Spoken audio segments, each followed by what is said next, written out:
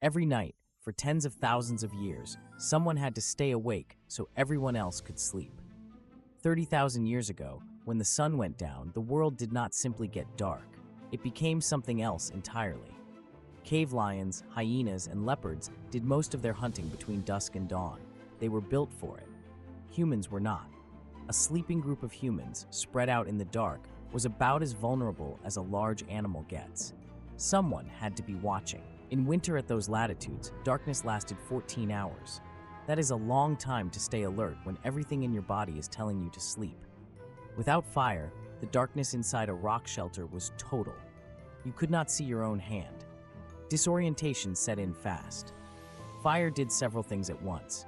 It kept the cold out. It kept predators back. Most large carnivores will not cross a line of active flame. It also did something less obvious. It gave the group a fixed point in the dark, a place everyone could find, a place that meant safety. But fire does not maintain itself. Leave a hearth untended for 2 hours and you have cold ash. Leave it untended in a Pleistocene winter and people die. Fuel had to be gathered before dark and rationed through the night. Running out at 3 in the morning was not an inconvenience. It was a crisis. Reigniting a fire from scratch in the cold and dark, using friction and dry tinder, could take 20 minutes or more. 20 minutes is a long time when something is moving outside. Among the Hadza of Tanzania, one of the few remaining groups still living by hunting and gathering, night watch is not optional. Someone is always awake. The same pattern shows up in the Jew Hwansi of the Kalahari, the Agta of the Philippines, and forager groups across Australia. Different continents, same solution. This is not one person heroically staying up all night. Anthropologists document deliberate rotations, a tap on the shoulder, a quiet handover, and the previous watcher finally sleeps. Ethnographers consistently note that in these societies, the night watch is treated as a serious responsibility. Falling asleep on watch is not a minor lapse. It is a genuine danger to everyone. The sleeping arrangement itself is deliberate, vulnerable members near the fire's warmth. Stronger adults at the outer ring, closer to any threat that might enter. Sleep researchers have confirmed that before artificial light, humans naturally woke for 1 to 2 hours in the middle of the night. The watch system may have been built around a biology that already expected it. Inside Upper Paleolithic shelters across Europe and the Near East, archaeologists have been reading hearths the way a doctor reads an X-ray. The ash does not lie. When a fire is tended through the night in regular intervals, the ash builds in distinct bands. Each band represents a feeding, fuel added, temperature spiked, then settled. You can count the interventions. The floor around the hearth tells a second story.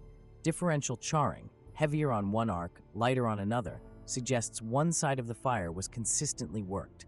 Someone sat there, repeatedly, over many nights. Then there are the tool caches.